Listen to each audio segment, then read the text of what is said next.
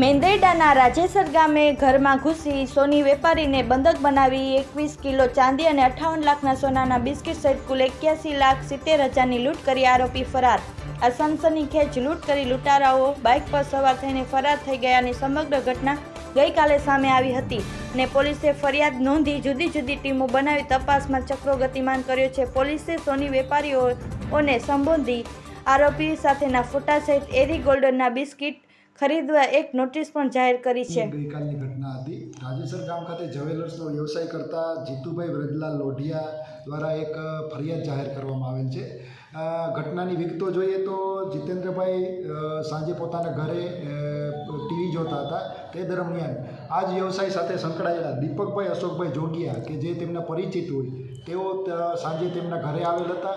તેમની સાથે ચા પાણી પીધેલ હતું અને દીપકભાઈ ચા પાણી પીધા બાદ રસોડામાં પાણી પીવા ગયેલ ત્યારે આ દીપકભાઈ જોગિયા અને તેમની સાથે આવેલા બે અજાણ્યા માણસોએ દીપકભાઈ અને તેમની સાથેના માણસોએ આ જીતેન્દ્ર વ્રજલાલ લોઢિયા અને તેમના ભાઈ ઉપર હુમલો કરી અને તેમને બંધક બનાવી લીધેલા હતા અને તેમની પાસેથી કુલ 8 સોનાના બિસ્કિટ, 21 કિલો ચાંદી અને 9 લાખ રૂપિયા રોકડા એમ કુલ મળી અને 81,70,000ની લૂંટ ચલાવી અને આ બંને ભાઈઓને જે ત્યાં ટુવાલ સુકાતો હતો એ ટુવાલના 2 કટકા કરી અને ટુવાલથી બંનેના હાથ પગ બાંધી અને આ બંને ત્રણેય આરોપીઓ ચાલ્યા ગયેલા હતા।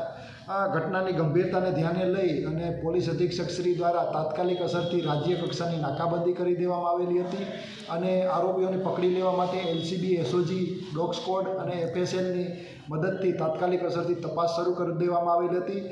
પોલીસ અધિક્ષક શ્રી દ્વારા જાતેથી ઘટના સ્થળની મુલાકાત લેવામાં આવેલી હતી। હાલ આ બનાવની જે તપાસ છે એ મેંદરડા PSI શ્રી હળિયા ચલાવી રહેલા છે। વધુ